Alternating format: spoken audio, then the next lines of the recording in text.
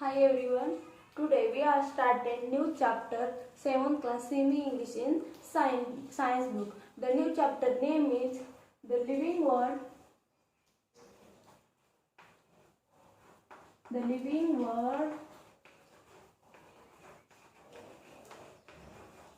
and their adaptation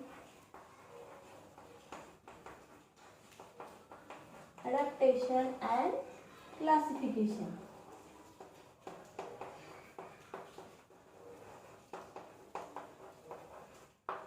So, what is meant by the living world? The living world means सजीव सृष्टी and adaptations means अनुकूलन and classification means वर्गीकरण. म्हणजेच सजीव सृष्टी आणि त्यांचे अनुकूलन आणि वर्गीकरण. तर सांगा पाहू आता आपल्याला सजीव सृष्टी यामध्ये कोणकोणती विविधता आढळून येते. तर सजीवांमध्ये सजीवांमध्ये प्लांट्स अँड ॲनिमल्स हे दोन सजीव आढळून येतात.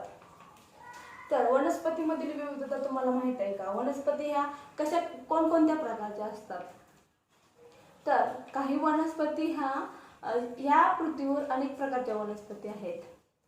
काही वनस्पती ह्या खूप उंच असतात, तर काही वनस्पती ह्या खुज्या असतात.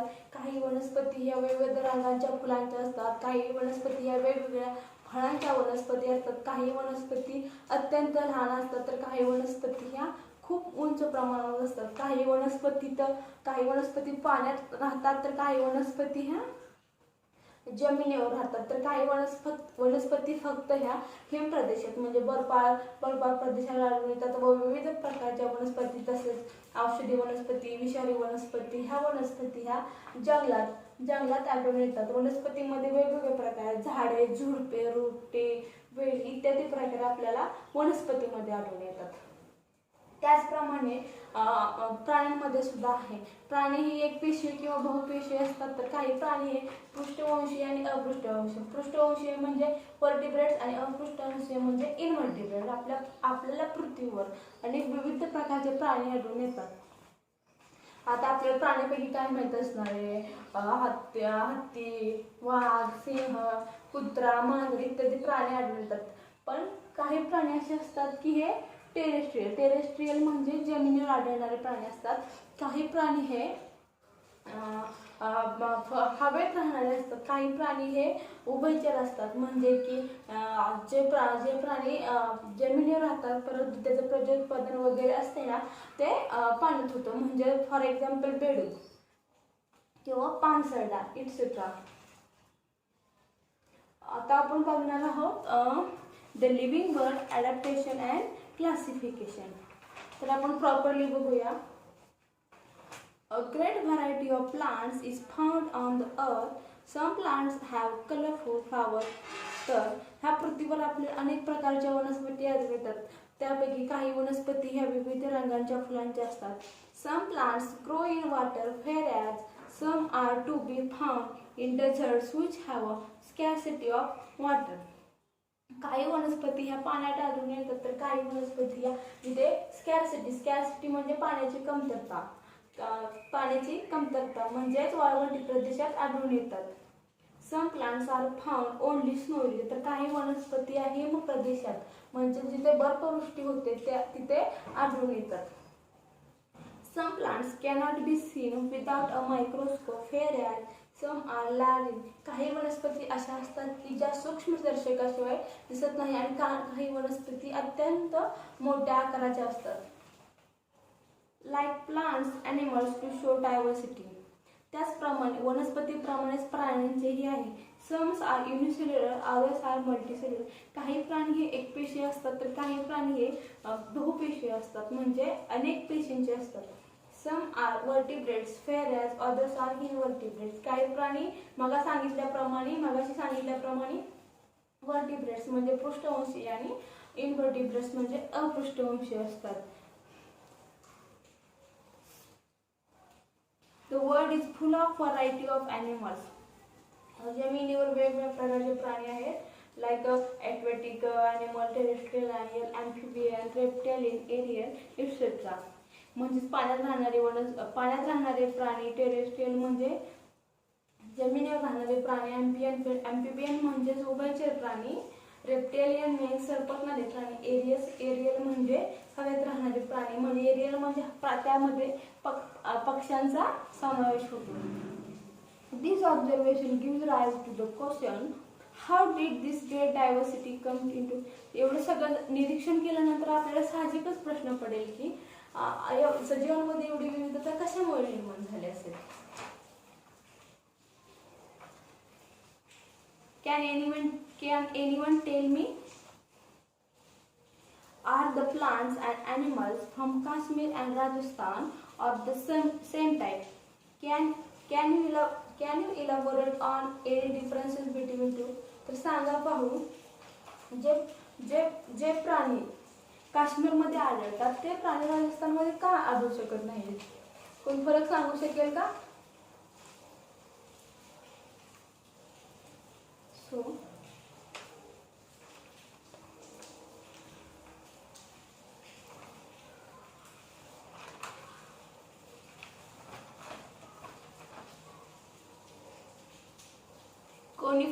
coniferous trees like pine and deodar flourish in snowy regions like Kashmir. However, in the deserts of Rajasthan, plants like cactus and acacia are to be found. The camel, a desert animal, is not found in Kashmir. What is the reason for these differences? Coniferous म्हणजे काय? Coniferous म्हणजे सूचीपर्णी वनस्पती, म्हणजे उंच वाढणाऱ्या वनस्पती किंवा शंकूसारख्या आकाराच्या वनस्पती. तर काश्मीरमध्ये कॉनिफरस ट्रीज आढळून येतात. त्यापैकी फॉर एक्झाम्पल देवदार आणि पाईन ही वनस्पती काश्मीरमध्ये आढळून येते. हावेवर तसंच in the desserts of Rajasthan plants like cactus, त्याचप्रमाणे जशी काश्मीरमध्ये देवदार आणि पाईन ही वनस्पती आढळून येते त्याचप्रमाणे वाळवंटामध्ये कॅक्टस आणि ॲकॅसिया, कॅक्टस म्हणजे न्यूडम आणि ॲकॅसिया म्हणजे बाबूळ, ही वनस्पती मोठ्या प्रमाणात आढळून येतात. The camel is a desert animal is not. त्याप्रमाणे उंट हा वाळवंटी प्रदेशातील प्राणी आहे, तो काश्मीरमध्ये आढळून येत नाही. सो आता आपण ॲडॅप्टेशन म्हणजे काय पाहूया. So what is mean by adaptation?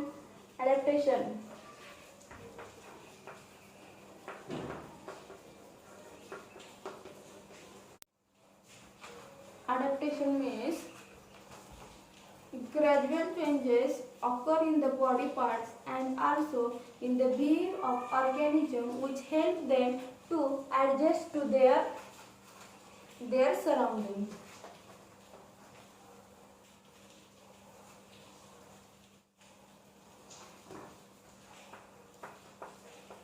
Gradual changes occur in the body part and also in the behavior of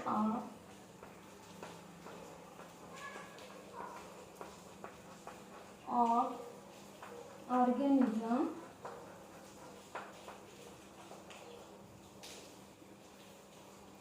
which help them to adjust to their surroundings.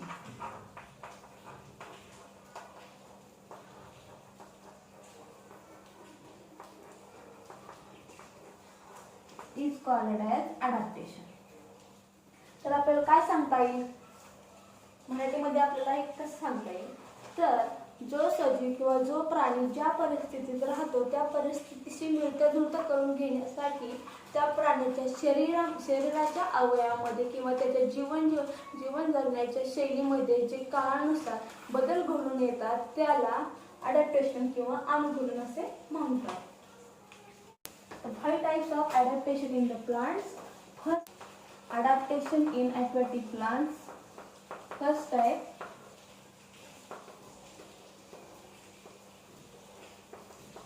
aquatic plants. म्हणजेच जलीय वनस्पती. ॲक्वॅटिक्स म्हणजे जलीय किंवा पाण्यात राहणाऱ्या वनस्पती. For example lotus. Second one is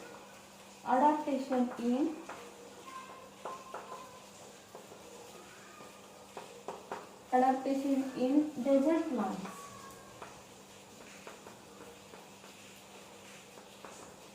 म्हणजे वाळवंटी वनस्पती.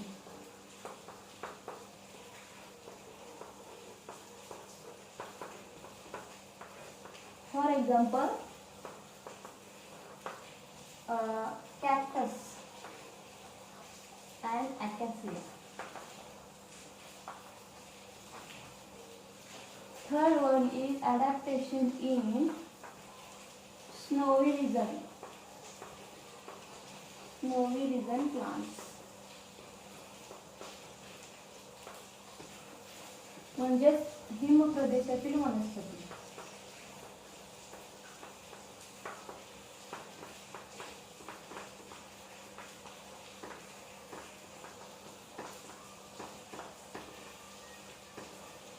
फॉर एक्झाम्पल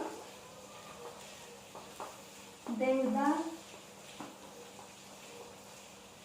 and पाइन आणि देवदार ही वनस्पती आपल्याला हिम प्रदेशात आढळून येते.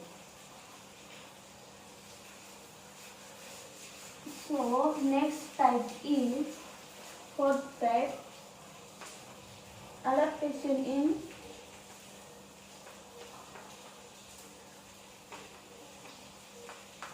forest region plant.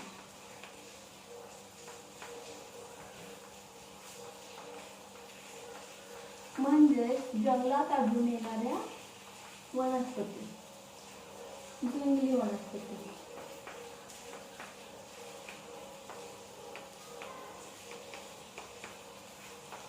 For example trees, shrub, herb, climber, etc.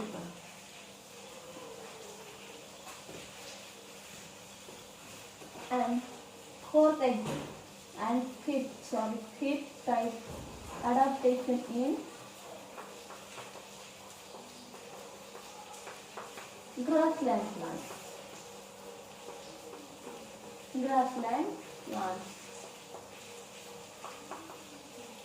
म्हणजेच गवताळ प्रदेशातील वनस्पती.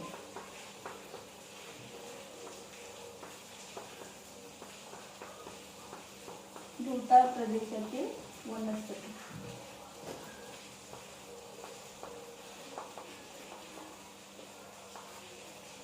फॉर एक्झाम्पल bushes means खुरटी झाडे and grasses with many types of grasses म्हणजे विविध प्रकारची गवते आपल्याला ग्रासलँड रिजन मध्ये आढळून येतात.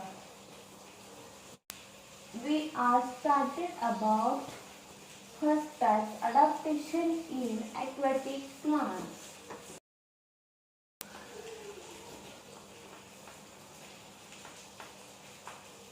आता आपण डायग्रामच्या माध्यमातून बघूया ह्या वनस्पती पाण्यामध्ये कशा टिकून राहतात. एक्झाम्पल लोटस म्हणजे कमळ. कमळ ही पाण्यात वाढणारी वनस्पती आहे. तर आपण डायग्रामच्या माध्यमातून शिकूया पाण्यात राहणाऱ्या वनस्पतींचे अनुकूलन किंवा अडॅप्टेशन हे कसे होतं. Like this.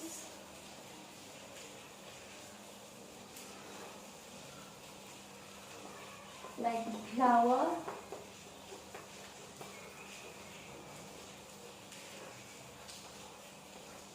leaves,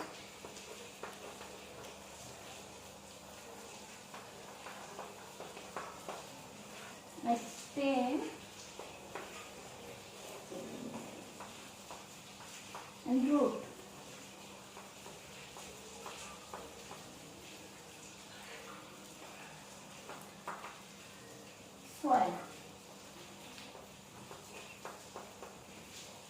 water and float of water. Float of water.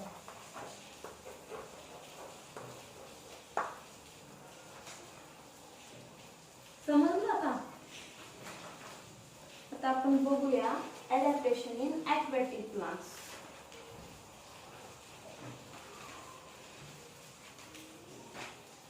Some of the aquatic plants are firmly rooted in the soil at the bottom of the water bodies.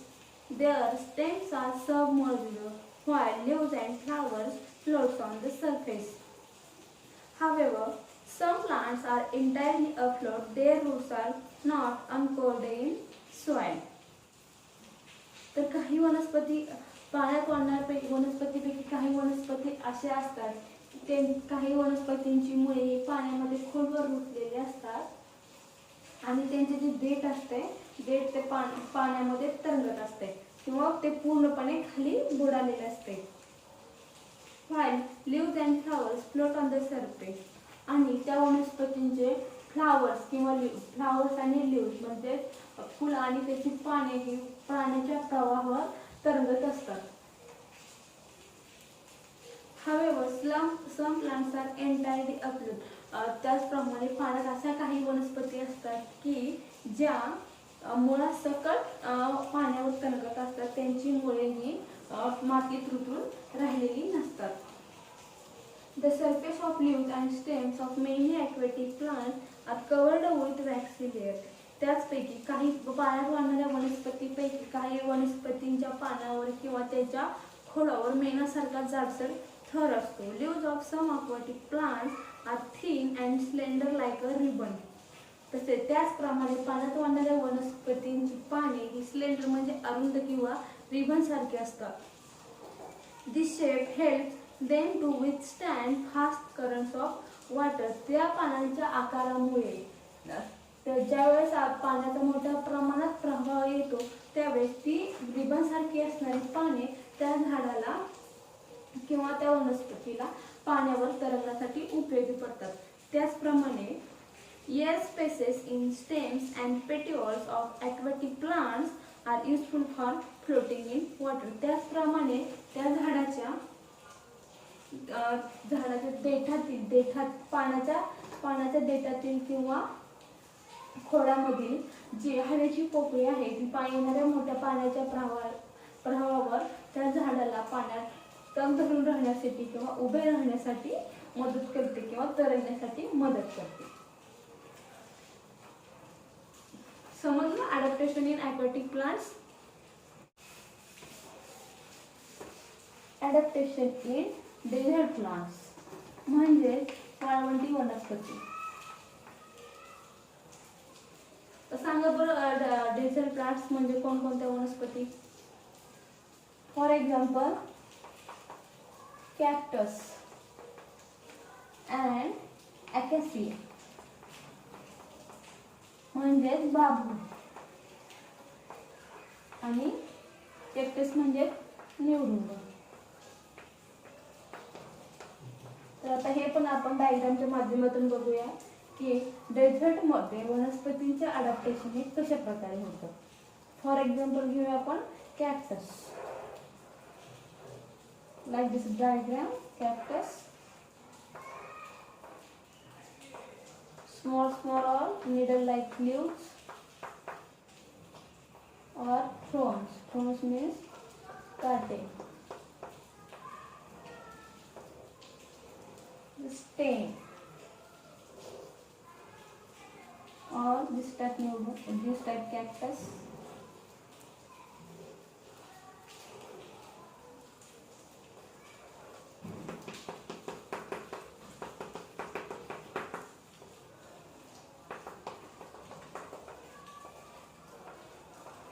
Roots are penetrate, spread away.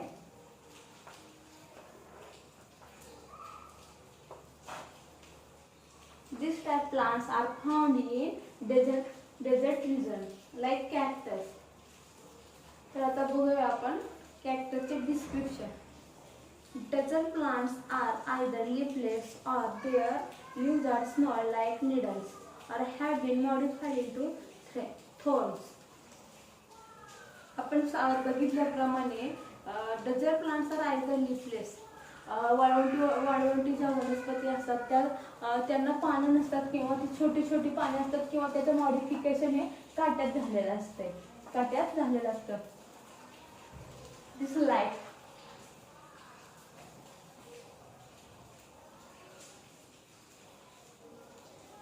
as a result they lose very little water by evaporation. ही छोटी छोटी पाने असल्यामुळे त्यांच्या शरीरातील जे पाणी असते त्याचं बाष्पीभवन हे अत्यंत कमी प्रमाणात होतं. The stem store water and food and is therefore fleshy. ह्या वनस्पती जे स्टेम म्हणजेच खोड आहे ते अन्न आणि पाणी साठवून ठेवण्याचं काम करतं. कारण ह्या वनस्पतींना पाणी नसतात किंवा ती अत्यंत लहान आकाराची असतात.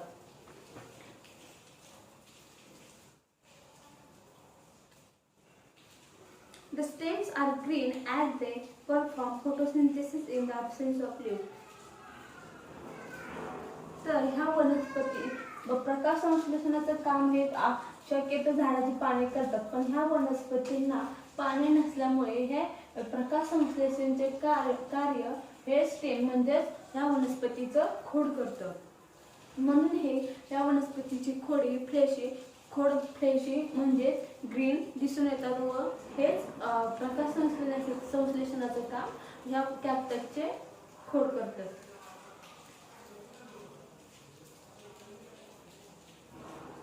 Their roots penetrate deep into the soil and some roots spread away into the soil in search of water.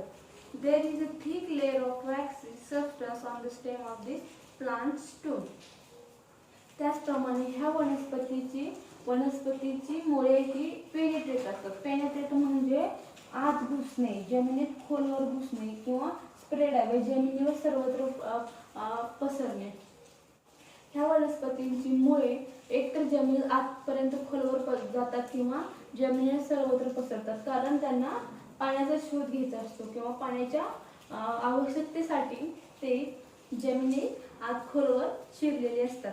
त्याचप्रमाणे ह्या झाडांच्या खोडावर ज्याप्रमाणे आपण बघितलं ज्या ॲक्वाटिक प्लांट्समध्ये ज्याप्रमाणे त्या वनस्पतींच्या पानावर आणि खोडावर वॅक्सी लेअर होतं, त्याचप्रमाणे डेझर्ट प्लांट्समध्ये डेझर्ट रिजनमधल्या प्लांट्समध्ये सुद्धा किंवा त्यांच्या खोडावर मेणासारखा जाडसर थर असतो. समजलं? So we had taken new types adaptation in snowy region plants. Adaptation in snowy region plants.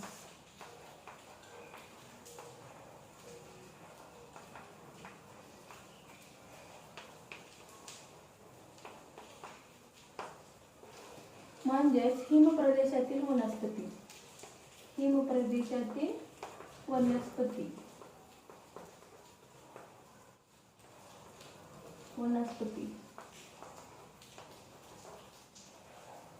Example देवदार अँड पाईन.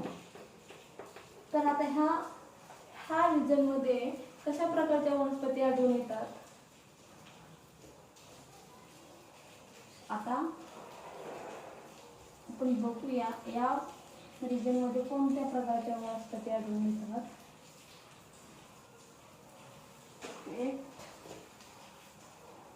एक्झाम्पल देवदार and pine. For example, these like plants are found in snowy regions like a slope type are branches found in snowy region plants.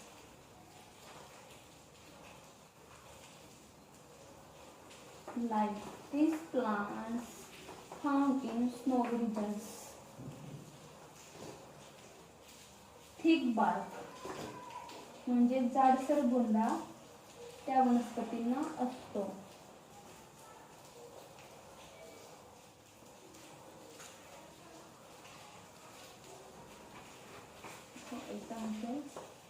branches, thick bark.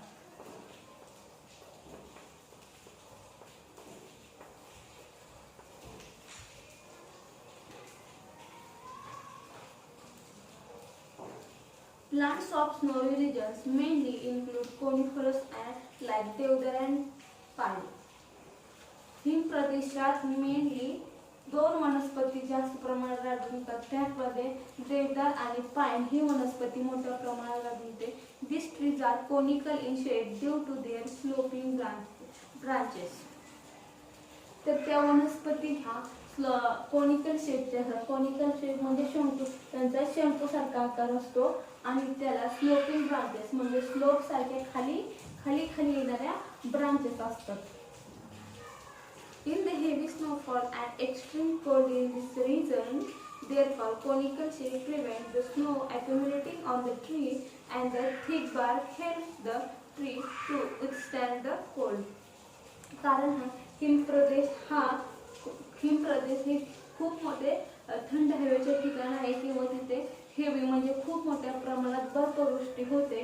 त्यामुळे तो पडणारा बर्फ आहे तो direct ह्या फांद्यावर पडतो. पण या फांद्यावर तो बर्फ साचून जात नाही कारण त्या झाडांच्या फांद्या हे स्लोप सारखे असतात. त्यामुळे तो बर्फ हा खाली घसरून येतो.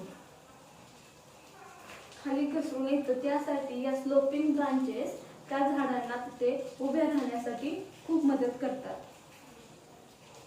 Their conical shape prevents the snow from accumulating on the tree and the thick bark helps the tree withstand the cold. तसेच ज्याप्रमाणे हा झाडाचा जाडसर बुंदा किंवा खोड असतं ते त्या प्रदेशात असणाऱ्या अत्यंत थंड हवेमध्ये किंवा हेवी स्नोफॉल किंवा ज्या मोठ्या प्रमाणात पडणाऱ्या बर्फामध्ये तिथे उभे राहण्यासाठी या झाडांना मदत करतात.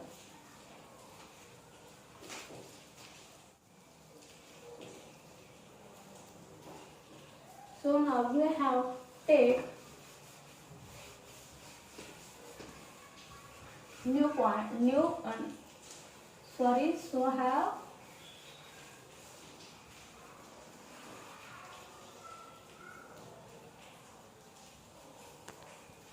आता आपण पुढचा प्रकार अडॅप्टेशन इन फॉरेस्ट रिजन हा प्रकार पाहणार आहोत. फॉरेस्ट रिजन प्लांट्स म्हणजे जंगली वनस्पती. For example trees, shrub, herb, climber and any.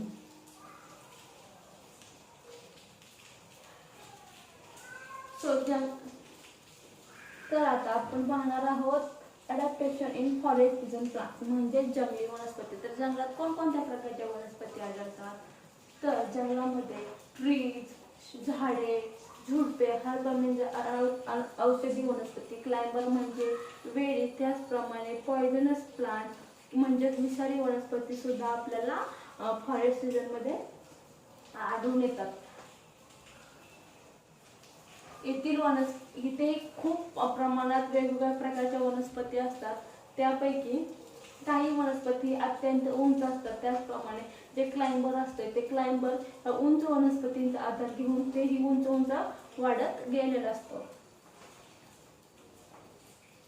तर आता पाहूया आपण variety of plants, trees, shrub and herb are found in the forest. आपल्याला जंगलामध्ये विविध प्रकारच्या वनस्पती आढळून येतात. These plants compete among themselves for sunlight. त्या सर्व वनस्पती प्रकाश संश्लेषण मिळवण्यासाठी किंवा सूर्यप्रकाश मिळवण्यासाठी एकमेकांमध्ये स्पर्धा लागलेली असते. Hence trees grow tall to get sunlight and climbers vines grow to a great height with support of trees. सूर्यप्रकाश मिळवण्यासाठी ह्या वनस्पती अत्यंत उंच गेलेल्या असतात. त्याचप्रमाणे त्या मोठ्या उंच वनस्पतींचा आधार घेऊन क्लाइंबर म्हणजे वेली त्यांचा सपोर्ट घेऊन ह्या उंच वाढत गेलेल्या असतात. Spring like tendrils on the stems of some climbers is an example of adaptation. काही वेलींच्या खोडावर असणारे टेंड्रिल्स म्हणजे तणाव हे त्या खोडांचे अनुकूलनच होय.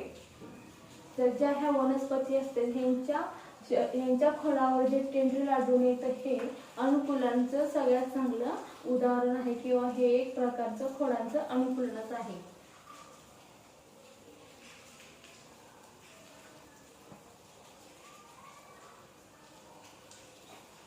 And now we are started fifth and last type, adaptation in grassland plants.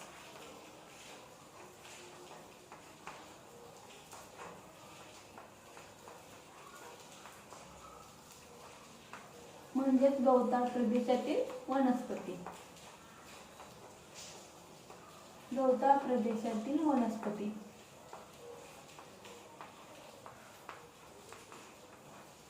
तर गवताळ प्रदेशात कोणकोणत्या प्रकारच्या वनस्पती आढळतात? तर फॉर एक्झाम्पल bushes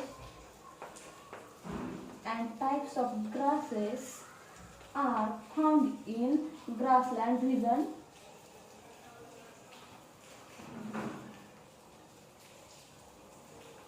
तर adaptation in grassland plants यामध्ये कोणकोणत्या प्रकारच्या वनस्पती आढळतात? तर फॉर एक्झाम्पल बसेस आणि ग्रासेस. बसेस म्हणजे खुरटी झाडे, म्हणजे जी झाडांची वाढ झालेली नसतात, ती छोटी झालेली असतात त्यांना खुरटी झाडे असे म्हणतात. आणि ग्रासेस म्हणजे विविध प्रकारची गवते आपल्याला ग्रासलँड रिजनमध्ये आढळून येतात. तर आता आपण त्याचं डिस्क्रिप्शन बघूया. Diverse types of bushes and grasses are found in the grassland. वेगवेगळ्या प्रकारची bushes आणि grasses आपल्याला ग्रासलँड रिजनमध्ये आढळून येतात.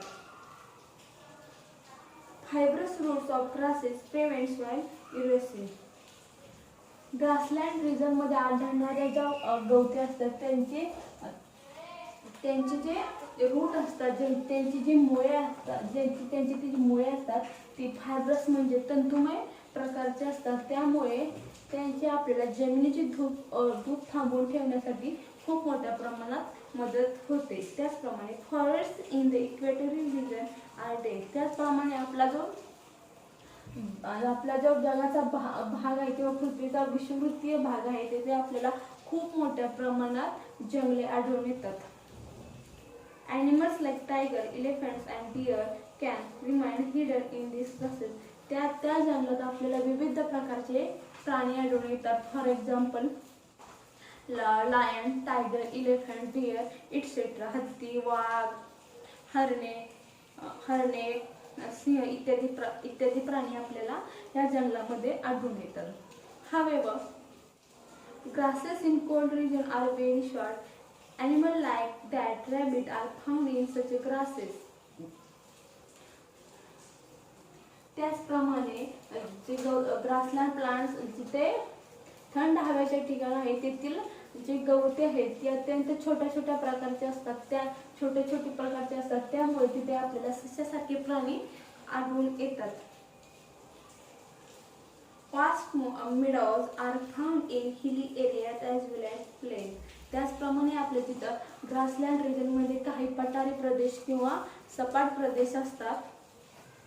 पठारी प्रदेश आणि सपाट जमिनीचा सपाट भाग असतो ते आपल्याला विविध प्रकारचे बसेस आणि ग्रासेस आढळून येतात.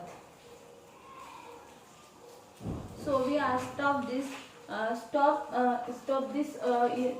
this point and tomorrow we are started new point adaptation in animals. So thank you.